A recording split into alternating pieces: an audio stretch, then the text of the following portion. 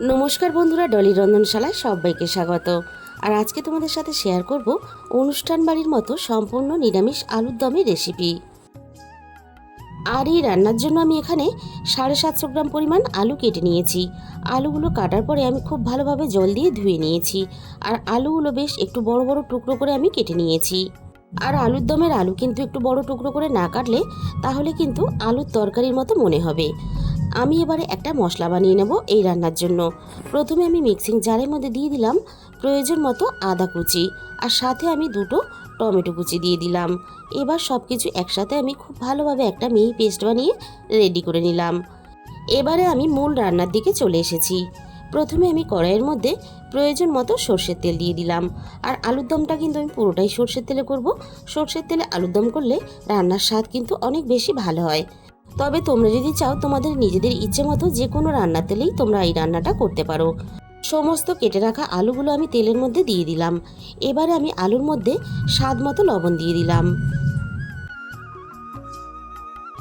আর সাথে আমি দিয়ে দিলাম হাফ চামচ পরিমাণ হলুদ গুঁড়ো।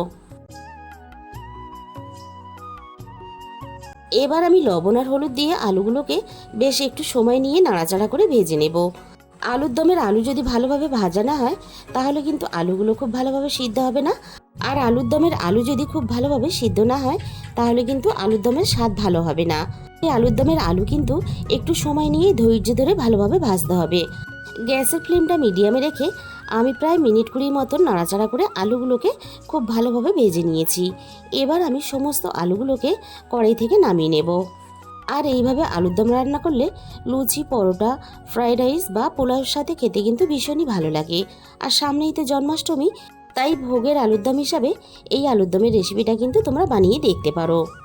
আবারও আমি ওই একই তেলের মধ্যে প্রয়োজন মতো সর্ষের তেল দিয়ে দিলাম। এবার আমি তেলটা খুব ভালোভাবে গরম করে নিয়ে ফোড়নে আমি প্রথমে দিয়ে দিলাম হাফ চামচ পরিমাণ গোটা জিরে, আর সাথে আমি দিয়ে দিলাম একটা তেজপাতা কুচি। এবার আমি এখানে ফোড়নে দিয়ে দেব গোটা গরম মশলা। 4টে আমি এলাচ থেতো করে নিয়েছি, অল্প একটু দারচিনি আর কয়েকটা লবঙ্গ আমি একসাথে থেতো করে তেলের মধ্যে দিয়ে দিলাম। গোটা গরম মশলা অল্প একটু থেতো করে দিলে তাহলে তেলের মধ্যে গরম মশলা সুন্দরভাবে ফ্লেভারটা মিশে যায়, আর তার জন্য রান্নাতে দারুণ একটা ফ্লেভার আসে। আমি সমস্ত ফোড়নটাকে মিনিট খানেকের মতো নাড়াচাড়া করে ভেজে নিলাম। ফোড়ন থেকে সুন্দর একটা মিষ্টি গন্ধ বেরিয়ে আসার সাথে সাথে রান্নার স্বাদ মতো চিনিটা আমি তেলের মধ্যে দিয়ে দিলাম। যেহেতু আমি রান্নাতে কাশ্মীরি লঙ্কার গুঁড়ো ব্যবহার করব না, তাই তেলের মধ্যে এই সময় চিনিটা দিলে রান্নার কালারটা ভালো আসবে। এবার আমি তেলের মধ্যে আদা আর টমেটো পেস্টটা দিয়ে দিলাম। এবার আমি আদা, টমেটো আর চিনিটাকে নাড়াচাড়া করে খুব ভালোভাবে মিনিট খানেকের মতো কষিয়ে নেব। সব কিছু একসাথে নাড়াচাড়া করে কষিয়ে নিলে তাহলে আদা আর টমেটোর কাঁচা গন্ধটাও চলে যাবে, আর রান্নাতে যে আমরা চিনিটা ব্যবহার করেছি সেটা সুন্দরভাবে তেলের সাথে মিশে গিয়ে রান্নার কালারটাও দুর্দান্ত আসবে। এবার আমি রান্নাতে একে একে গুঁড়ো মশলাগুলো দিতে থাকবো। প্রথমে আমি দিয়ে দিলাম 1 চামচ ভর্তি করে হলুদ গুঁড়ো। এবার আমি এখানে দিয়ে দেব 1 চামচ ভর্তি করে ঝাল লঙ্কার গুঁড়ো। আর আমি এখানে দিয়ে দেব 1 চামচ ভর্তি করে ধনে গুঁড়ো। আর আমি এখানে দিয়ে দেব 1 চামচ পরিমাণ জিরে গুঁড়ো।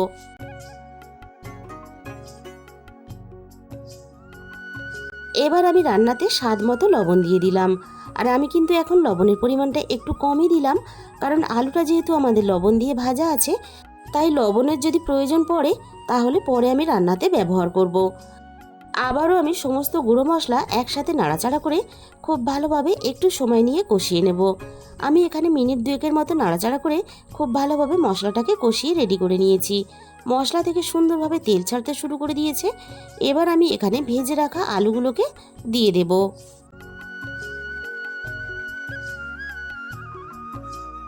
এবার আমি ভাজা আলুগুলোকে মশলার সাথে নাড়াচাড়া করে 3 থেকে 4 মিনিটের মতো আবারও একটু কষিয়ে নেব। মশলার সাথে আলুটাকে আমি আরও একটু ভালোভাবে পাক হতে দেব। এই ফাঁকে আমি একটা মশলা বানিয়ে নেব। এর জন্য আমি একটা মিক্সিং জার নিয়ে নিয়েছি। প্রথমে আমি মিক্সির জারের মধ্যে 6 থেকে 7টা কাজু বাদাম দিয়ে দিলাম। এবারে আমি এখানে চায়ের চামচে 2 চামচ পরিমাণ চার মগজ দিয়ে দিলাম। আর সব শেষে আমি এখানে চায়ের বড় চামচের 1 চামচ পরিমাণ পোস্ত দিয়ে দিলাম। এবার আমি সামান্য পরিমাণ জল দিয়ে সব কিছু একসাথে খুব ভালোভাবে একটা মিহি পেস্ট বানিয়ে রেডি করে নিয়েছি। এটা সাইডে রেখে আবারও আমি রান্নার দিকে চলে যাব। মশলাটা বানানোর সাথে সাথে আলুটাকেও কিন্তু আমি খুব ভালোভাবে মশলার সাথে কষিয়ে নিয়েছি। এবারে আমি আলুর মধ্যে পেস্ট করা মশলাটাকে দিয়ে দেব।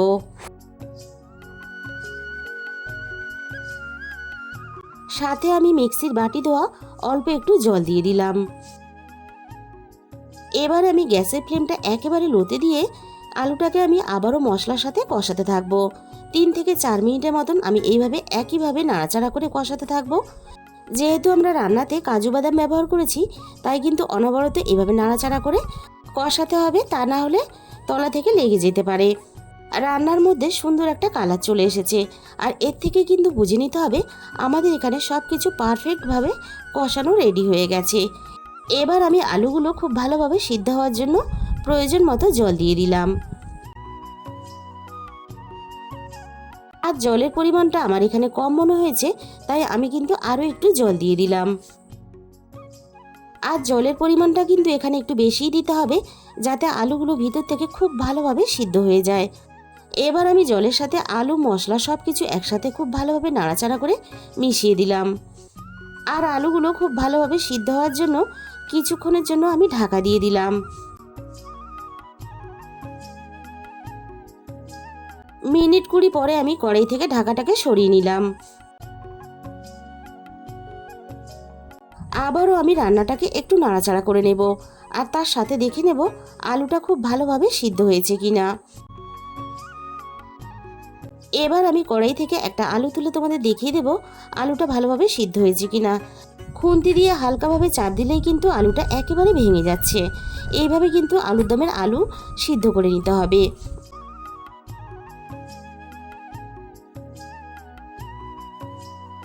এবার আমি এখানে দিয়ে দিলাম 1 চামচ পরিমাণ গরম মশলার গুঁড়ো।